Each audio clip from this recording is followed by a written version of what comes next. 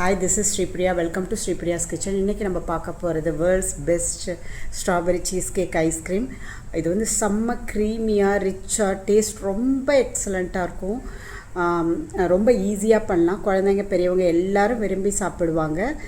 வாங்க எப்படி செய்கிறதுன்னு பார்க்கலாம்.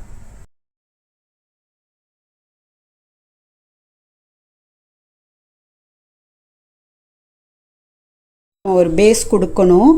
நான் வந்து ஒரு ½ கப் சுகர், 1 கப் காய்ச்சாத பால், 3 ஸ்பூன் வந்து கார்ன்ஸ்டார்ச், நம்ம வந்து பால் பவுடர் மிக்ஸு ஒரு பேக்கெட் சேர்த்துக்கலாம். இது எல்லாத்தையும் ஒன்றா சேர்ந்து நம்ம கட்டி இல்லாமல் அடுப்பில் வைக்காமல் நல்லா மிக்ஸ் பண்ணிக்கணும். இப்போ எல்லா ட்ரை இன்க்ரீடியன்ஸையும் சேர்த்தாச்சு. இப்போ நம்ம காய்ச்சாத பாலை சேர்த்து நல்லா கட்டி இல்லாமல் கலந்துக்கலாம்.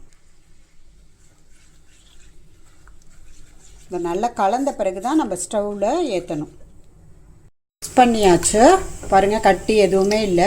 இப்போ நான் ஸ்டவ்வில் ஆன் பண்ணிட்டேன். ஹை ஃப்ளேமில் தான் இருக்குது. நம்ம கைவிடாமல் கிளறணும். நம்ம இந்த பேஸ் குக் பண்ணுற வரைக்கும் நம்ம இந்தாண்டெலாம் போகக்கூடாது. இப்போது நல்லா கொதி வந்தோடனே நம்ம சிம்முக்கு மாற்றிடணும். அது வரைக்கும் நம்ம கைவிடாமல் இப்படி கிளறிக்கிட்டே இருக்கணும். கொதி வந்தோடனே திக்காயிடும். ஸோ நம்ம உடனே நம்ம சிம் பண்ணிவிட்டு பாருங்கள், திக்னஸ் தெரியுது இல்லையா? கொதி வந்தோடனே டப்புன்னு திக்காயிடும். அது வரைக்கும் தண்ணியாக தான் தெரிஞ்சிட்ருக்கோம். ஸோ உடனே நம்ம சிம்முக்கு மாற்றிட்டு ஒரு 4 to 5 மினிட்ஸ் நம்ம இதை குக் பண்ணணும். அப்போ தான் இந்த கார்ன்ஃப்ளோர் எல்லாம் வெந்து வரும். ஒரு பாடி நல்லா திக்கு டெக்ஸ்சர் கொடுக்கும் ஐஸ்கிரீமுக்கு. எனி ஐஸ்கிரீம் இதுதான் பேஸ். நம்ம இதை முடித்தோன்னே நம்ம கொஞ்சம் வெண்ணிலா எசன்ஸ் ஆட் பண்ணி நம்ம ஆற வைக்கணும். ஆறுறப்ப கூட நம்ம அடிக்கடி கலந்து விட்டுட்டே இருக்கணும். இல்லாட்டி அந்த ஏடு மாதிரி படியும். ஸோ நம்ம வந்து ரூம் டெம்பரேச்சர் கொண்டு வரதுக்கும் அடிக்கடி நம்ம இந்த ஸ்பாச்சுலாவை வச்சு இப்படி பண்ணணும். நம்ம 4 மினிட்ஸ் to 5 மினிட்ஸ் இது நல்லா திக்காகிடும். போய் நீ உங்களுக்கு பார்க்குறப்பே தெரியும் திக்காகிறது. திக் கன்சிஸ்டன்சி வர வரைக்கும் நம்ம குக் பண்ணலாம். டைம் வந்து 4 to 5 மினிட்ஸ் சிம். நான் இது மாதிரி ஐட்டங்கள் வந்து நம்ம நான்ஸ்டிக்கில் செய்கிறது தான் பெஸ்ட்டாக இருக்கும். ஏன்னா லைட்டாக அடிப்பிடிச்சிட்டா கூட அந்த ஸ்மெல் கண்டிப்பாக தெரிஞ்சிடும். ஸோ நம்ம வந்து கைவிடாமல் கிளறணும். ஸோ நீங்கள் எந்த பாத்திரமாக இருந்தாலும் கைவிடாமல் கிளறணும். எனக்கு இது வசதியாக இருக்கிறதுனால நான் நான்ஸ்டிக் தான் யூஸ் பண்ணுறேன். கொஞ்சம் கூட நமக்கு மிஸ்டேக் வந்தாலும் வேஸ்ட்டாக போயிடும் நம்மளோட எஃபர்ட்டு. நான் கைவிடாமல் கிளறி பாருங்கள் எவ்வளோ திக்காக இருக்குது. சிம்மில் தான் வச்சு பண்ணேன். ஒரு லம்ஸ் எதுவுமே இல்லை, சில்கியாக இருக்குது, அடி பிடிக்கலை. ஸோ இதான். இப்போ நான் ஒரு ½ ஸ்பூன் வெண்ணிலா எசன்ஸ் விட்டுருக்கேன். இது நல்லா நம்ம கலந்து விட்டுக்கலாம். இது நல்லா ஆறி ரூம் டெம்பரேச்சருக்கு வரட்டும். ரூம் டெம்பரேச்சர் வர்றதுக்கு கூட நம்ம அடிக்கடி இந்த மாதிரி மிக்ஸ் பண்ணி விடணும். வெண்ணிலா எசன்ஸ்லாம் நல்லா மிக்ஸ் ஆகிடுச்சு. இது ஓரங்கள்லாம் இது பண்ணிவிட்டு பாருங்கள் நல்லா திக்கு. இதுதான் பேஸ். ஒரு பாடி கொடுக்கும் ஐஸ்கிரீமுக்கு. எனி ஐஸ்கிரீம் நான் இந்த பேஸ் பண்ணிவிடுவேன். ஓவராக கார்ன்ஃப்ளோரும் சேர்க்கக்கூடாது. ஸோ இதுதான் பெஸ்ட்டாக இருக்கும். ஆறுற வரைக்கும் நம்ம அடிக்கடி இந்த மாதிரி மிக்ஸ் பண்ணி விடணும். எடுத்திருக்கேன். இது 180 கிராம்ஸு. நான் இந்த பிராண்ட் எடுத்திருக்கேன். உங்களுக்கு எந்த பிராண்ட் கிடைக்குதோ அதை யூஸ் பண்ணிக்கோங்க. இதை நம்ம வந்து ஒரு பீட்டர் வச்சு ஒரு 2 மினிட்ஸ் நம்ம பீட் பண்ணோன்னா சாஃப்ட் ஆகிடும் க்ரீம் சீஸு. க்ரீம் சீஸை நம்ம இந்த மாதிரி சாஃப்ட் பண்ணிக்கலாம். ஒரு 1 மினிட் நம்ம இந்த மாதிரி பண்ணால் போதும், நல்லா சாஃப்ட் ஆகிடும். நான் வந்து அமுல் விப்பிங் க்ரீம் எடுத்திருக்கேன். நீங்கள் ஃப்ரெஷ் க்ரீம் இருந்தால் கூட யூஸ் பண்ணிக்கலாம். எனி பிராண்ட் நீங்கள் யூஸ் பண்ணிக்கலாம்.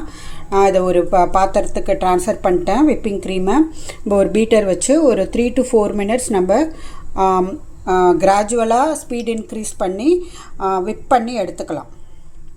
நம்ம கிராஜுவலாக வால்யூம் இன்க்ரீஸ் பண்ணி நம்ம நல்லா விப் பண்ணிக்கலாம் இந்த விப்பிங் க்ரீமை. நம்ம விப்பிங் க்ரீமை சாஃப்ட் பீக் வர மாதிரி விப் பண்ணி எடுத்தாச்சு. க்ரீம் சீஸையும் நம்ம விப் பண்ணி வச்சுருக்கோம். இது வந்து ஹோம்மேடு ஸ்ட்ராபெரி ஜாம். பாருங்கள் எவ்வளோ சாஃப்ட்டு டெக்ஸ்சராக இருக்குது. நான் இதை வீட்டிலே பண்ணேன். இதில் வந்து நம்ம ஒரு 3/4 நம்ம சேர்க்க போகிறோம் ஸ்ட்ராபெரி ஜாமில். இப்போ கண்டென்ஸ்டு மில்க் 200 கிராம்ஸ் வச்சுருக்கேன். இதை ஆட் பண்ணிக்கலாம். நீங்கள் வந்து நம்ம இந்த பேஸ் ப்ரிப்பேர் பண்ணோம் இல்லையா, இதிலே நம்ம 1/2 கப் சுகர் சேர்த்துருக்கோம். ஸோ நம்ம ஒரு 100 கிராம்ஸ் ஆட் பண்ணிவிட்டு இந்த ஸ்ட்ராபெரி ஜாம்லேயும் சுகர் இருக்குது. ஸோ ஒரு 100 கிராம்ஸ் கண்டென்ஸ்டு மில்க் மட்டும் போட்டு நம்ம ஒரு தடவை விப் பண்ணி எடுத்துட்டு, ஸ்வீட்னஸ் பத்தலை அப்படின்னா நம்ம இன்னும் கொஞ்சம் ஆட் பண்ணிக்கலாம். பவுடர்ட் சுகரோ கண்டென்ஸ்டு மில்க்கோ அது உங்கள் இஷ்டம். இப்போதைக்கு நம்ம எல்லாத்தையும் இந்த பெரிய பாத்திரத்துக்கு ட்ரான்ஸ்ஃபர் பண்ணிட்டு நம்ம ஒரு 1 மினிட் நல்லா ஒரு மிக்ஸ் கொடுத்து எடுக்க போகிறோம்.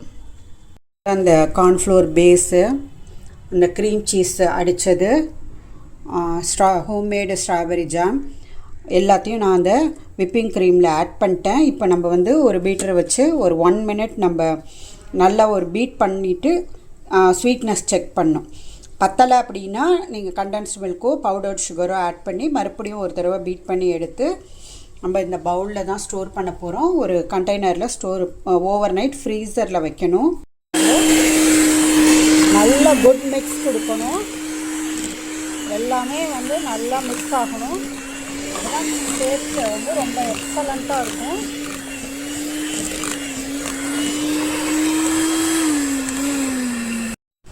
நல்லா மிக்ஸ் பண்ணியாச்சு. எனக்கு வந்து ஸ்வீட்னஸ் வந்து எனக்கு கரெக்டாக இருந்துச்சு, அதனால் நான் எதுவும் ஆட் பண்ணல. பாருங்கள், இந்த மாதிரி திக் கன்சிஸ்டன்சியில் இருக்கும். நான் வந்து இப்போ வந்து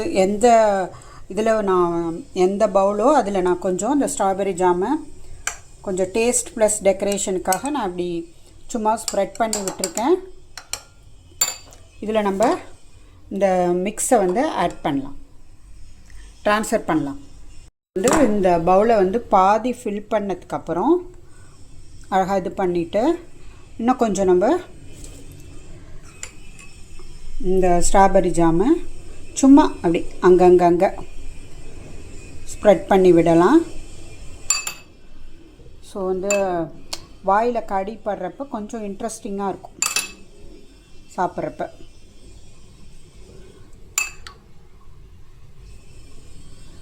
அங்கங்கே கொஞ்சம் இப்போ வந்து நமக்கு கொஞ்சம் இந்த ஸ்ட்ராபெரி ஜாமோட டேஸ்ட் வந்து ரொம்ப எக்ஸலண்ட்டாக இருக்கும் ஃப்ரீஸ் ஆகக்குள்ள. இப்போ இது மேலே நம்ம மறுபடியும் இந்த மிக்ஸை ட்ரான்ஸ்ஃபர் பண்ணலாம்.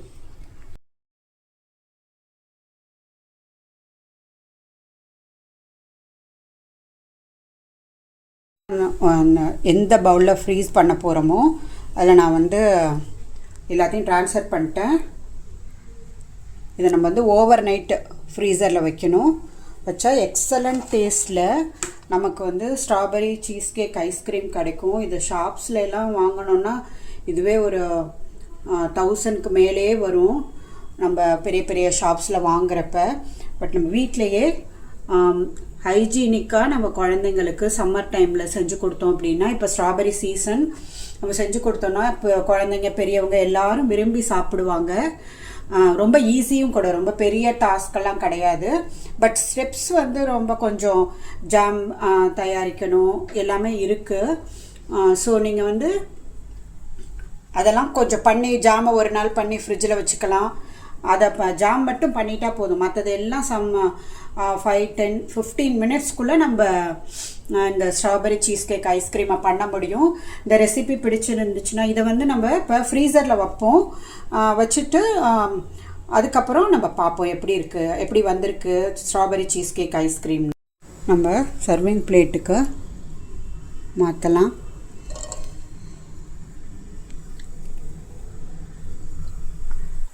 இன்னொரு ஸ்கூப் எடுக்கலாம்.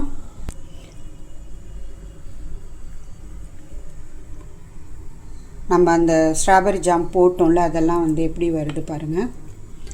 டேஸ்ட் ரொம்ப எக்ஸலண்ட்டாக இருக்கும், க்ரீமியாக இருக்கும். Please like, share and subscribe my channel Sripriya's kitchen.